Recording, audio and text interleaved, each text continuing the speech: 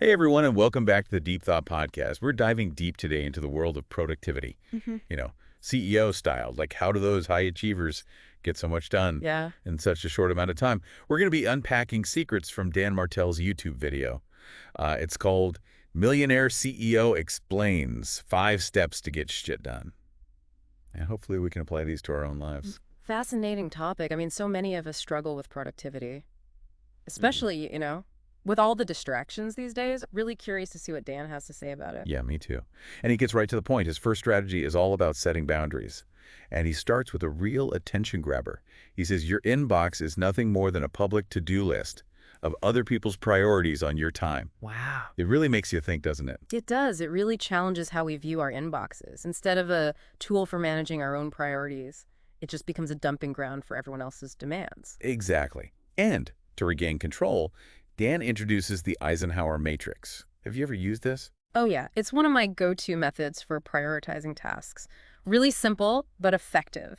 You categorize tasks based on their urgency and their importance. So you basically create a grid with 4 quadrants. You have urgent and important, important but not urgent, urgent but not important, and neither urgent nor important. Right. And once you start slotting those tasks in, Mhm. or even your communication channels, Yeah. you start to see where your time and energy are really going. It's like shining a light on all those time wasters. Yeah. That we don't even realize are dragging us down. Totally agree. And what I love about the Eisenhower matrix, it helps us be more proactive, instead of just reacting to what's right in front of us. And I like that, proactive instead of reactive. Hmm. Dan actually tells this story about his friend Chad, who was getting frustrated with being woken up in the middle of the night by security alerts on his phone. Oh, no. Dan's advice was simple. You're using the wrong tool for the job. Yeah, makes sense. We have so many communication tools, Mm. email, text, instant message, project management, apps. But we use the same ones for everything, even if they aren't the best. It's like trying to hammer a nail with a wrench. Exactly. So how can we apply this to our own lives? Well, think about your typical workday.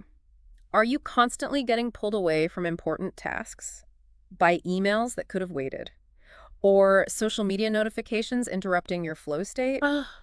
The Eisenhower matrix can help you analyze those distractions and decide, which communication channels are appropriate Oh, that's for interesting. different types of messages. Okay, so maybe instead of my phone buzzing with every single email, I could set specific times to check and only allow the truly urgent ones, like from family Yeah. or critical work alerts, Exactly. It's about creating a system that supports your focus and productivity. instead of fighting against distractions. Yeah, and Dan challenges listeners. Are you letting your inbox control your day? Or are you taking control of your inbox? That is a powerful question. And it ties into his second strategy, which is all about the power of scheduling. He says that constraints create creativity. This seems a little counterintuitive. It does at first. We usually think of creativity as freedom and spontaneity, not structure. Yeah. But he argues that when we schedule our time, it frees up mental space for creative thinking. Instead of constantly deciding what to do next, we can focus on the tasks that really matter. Like an artist, you don't just stare at a blank canvas and wait for inspiration. You set up your easel, you gather your materials, and you create a dedicated time and space for that work. That makes a lot of sense. So tell me about Dan's 5 rules of scheduling. What are the key principles? Okay, so first rule, big things first, small things last. Prioritize those tasks with the biggest impact on your goals and tackle those early in the day when your energy and focus are at their peak. Eat the frog first. Exactly. Love that. Second rule is schedule according to your energy levels. We all have different peak performance times. Some of us are morning people, others are night owls. The key is to know your rhythms and schedule accordingly. I'm definitely a night owl. Oh, So trying to do deep work in the morning is not good for me. yeah, I hear that. The third rule is to batch similar work. So grouping similar tasks together to minimize context switching. Batching is a game changer. So much easier to get in the flow state. Absolutely. Fourth rule is 100% compliance with your schedule. It's one thing to create a schedule, but you have to stick to it. No more snooze button for me. What's the 5th rule? Fifth rule is to constantly adjust and experiment. Your schedule isn't set in stone. It should evolve with your needs and priorities. So review it regularly. See what needs improvement. Don't be afraid to experiment. So it's not about being rigid. It's about finding a system that works and being flexible. Exactly. And Dan shares a story about observing Travis Kalanick, the founder of Uber, consistently prioritizing the most important tasks. Oh, cool. Really highlights how crucial focus is. Love hearing those real-world examples. All right, we've covered a lot of ground so far. About setting boundaries, mastering the inbox, and creating a schedule that supports focus and energy. But up next, we're tackling how to conquer those distractions that are constantly vying for our attention. We'll be right back. And we're back, ready to tackle Dan's third strategy for getting things done: killing those distractions. He starts by talking about what he calls the distraction industry. Those apps and platforms that are designed to keep us hooked. It's crazy how much thought goes into engineering these distractions. Yeah. He says it's not just about entertainment, it's about capturing our attention and keeping us engaged for as long as possible. It's like we're in a constant battle for our attention spans. So how do we fight back? Well, Dan recommends a proactive approach, what he calls the world interface system. I like creating those boundaries. Yeah, like setting clear boundaries between ourselves and the digital world. So how do we create these boundaries? The first step might make some people cringe. Turn off all your notifications. And I mean all of them, except for the truly essential ones. All of them. I don't know if I'm ready for that level of digital detox. I know it sounds drastic, but each notification is a tiny little interruption. It pulls your attention away from what you're trying to focus on. Okay, yeah. And those tiny interruptions add up. To a lot of wasted time. Exactly. It's like having little gremlins popping up and saying, hey, look at me. You got it. And when you eliminate those distractions, you create space for deeper focus and more meaningful work. Okay, I like that.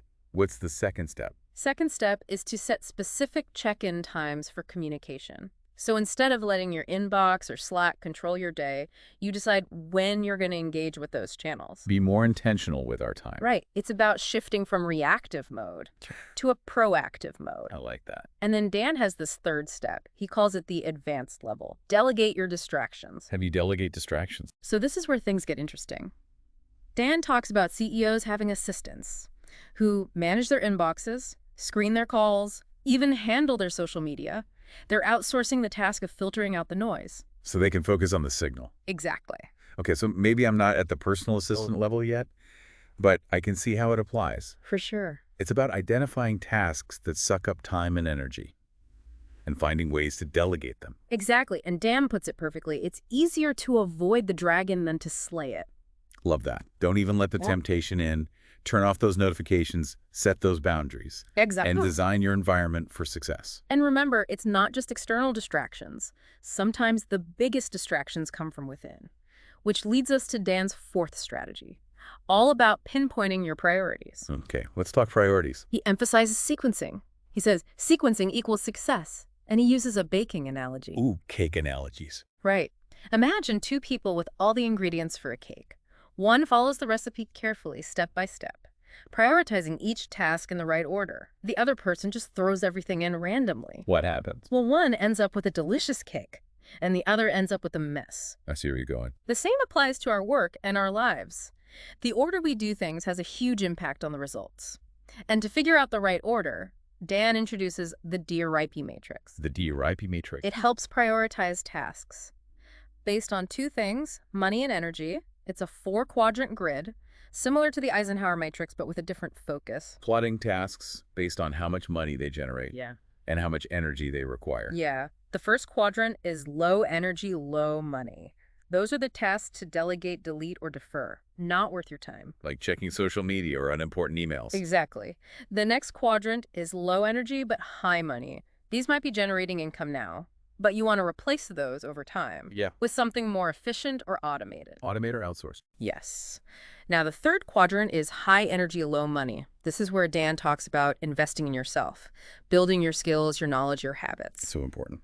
And finally, the fourth quadrant, the holy grail of the DRP matrix, high energy, high money. Dan calls this the production zone, the tasks that light you up and generate the most value. That's where we want to be. Exactly. So what tasks in your life fit into each quadrant? What can you delegate, delete, or defer? What can you replace? And where are those high energy, high money sweet spots? Great exercise. And it leads perfectly into Dan's fifth strategy, delegating low-value tasks. True CEO-level productivity hacks. So we're back and ready to unpack Dan's fifth and final strategy for productivity. Delegating low-value tasks. I think a lot of people hear delegate and think, oh, that's for CEOs. I'm not a CEO, so it doesn't apply to me. But Dan shares a story that challenges that. Yeah, what's the story? He talks about early in his journey, he was doing everything himself, like little things, processing his mail every weekend. He talked to a CEO who had an assistant managing their mail and realized he was wasting time on something he could delegate. It's amazing how we don't even realize we're doing things someone else could handle. It's so true. And that's where Dan's delegation ladder comes in. Okay, tell me about this ladder. It's a framework for progressively outsourcing tasks as you grow, starting small and working up. Interesting. So anyone can use it. Yeah, exactly. The first rung is automation, Automation. using tech and tools to streamline workflows Yeah. and eliminate those manual tasks. So like scheduling software email filters, Yeah. even AI tools. Exactly. Freeing up your time. Love it. Okay, so once we've automated, what's next on the ladder? Rung number 2 is outsourcing errands and personal tasks. Okay, so what kind of things? Things like grocery delivery, meal prep services, even hiring someone to handle your dry cleaning. Recognizing our time is valuable Yes, and investing in those services. exactly. What about rung number 3? That's delegating household chores. Chores. Cleaning laundry yard work. So we're building a team to support us. Exactly. I like it. What's next? As you move up, you delegate more complex tasks. Rung number 4 is offshoring, Offshoring. finding people remotely to handle customer support data entry, Oh, wow. even web development. Opens up a lot of possibilities. And the final rung, Hiring an assistant. the ultimate productivity hack. Right, someone who's like an extension of you, managing your calendar communications. So you can focus on the big picture stuff. Okay.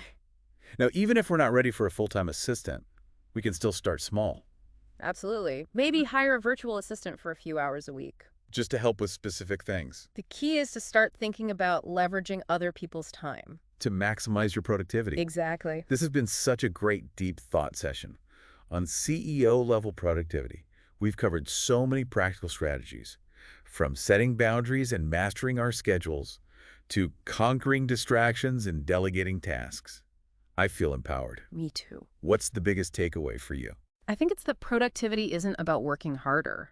It's about working smarter, I love that. making conscious choices about our time and energy, and using the resources we have. To reach our full potential. Yes. That brings us to the end of today's Deep Thought podcast. A huge thank you to all of you for joining us. We hope you learned some valuable insights that you can apply to your own lives. If you enjoyed this episode, be sure to like and subscribe, and check out our other podcasts. For more insightful discussions, you can find links to Dan Martell's YouTube video and other resources down in the episode description below. Until next time, keep those brains buzzing.